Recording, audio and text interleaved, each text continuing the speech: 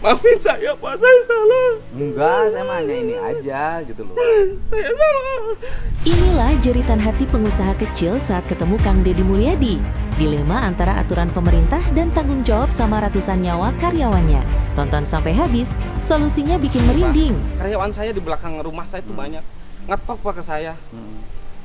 Bos, kasbon atuh 250. Kunaon ai maneh saya bilang gitu. Budak tuh bisa sekolah sakit. Pak, demi Allah bisa sakit. Ya udah, yang karyawan Bapak yang 80 saya rekrut menjadi karyawan tenaga kebersihan 4,2 juta dari PU. Sok sini datanya. Saya selalu merekrut kok. Kan di sini masih butuh tenaga kebersihan 4,2 juta gajinya yang ngurusin jalan-jalan provinsi. Maafin saya Pak, saya salah. Enggak, saya mah hanya ini aja gitu loh. Saya salah.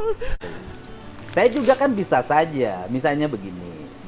Kan pemeliharaan jalan itu pasti perlu. Kan nggak mungkin pemeliharaan nggak perlu jalan, nggak perlu bahan. Terus kemudian setiap jalur jalan provinsi harus ada AMP. Kan bisa saja konsep ke depan, gitu kan? Ya tidak lagi jual dalam bentuk material keluar.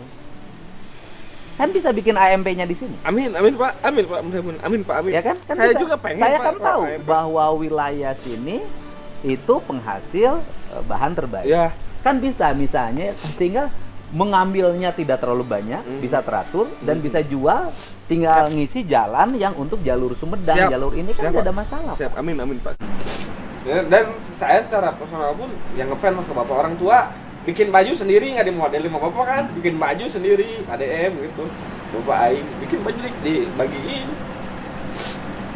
Iya, kalau ngomong begitu saya nggak akan selesai, gitu kan? Saya kan harus mulai bersikap profesional siap. sebagai seorang gubernur. Siap. Di antara yang ditindak oleh saya bisa jadi simpatisan saya itu bisa jadi. Ya, Gitu orang loh. tua juga ada nerima kok Pak, nerima gitu. Cuman yang bikin susah bapak. Saya sebenarnya seperti saya bilang tadi, saya tuh pengen di rumah aja Pak, sebenarnya di rumah. Karena emang usaha kayak gini nggak tenang Pak. Cuman kan karyawan 2 hari aja diteleponin gitu kan. Pak tuh Pak produksi dia. Pak tuh Pak produksi dia. Bapaknya masih ada. Ada sakit Pak, jantung. Tapi ada alhamdulillah kebetulan lagi kesini. Ada. Nah, jantung kemarin. Ya gini aja, satu data karyawannya saya kasih ke sini, ya kan? Bisa jadi mulai setelah Lebaran bekerja.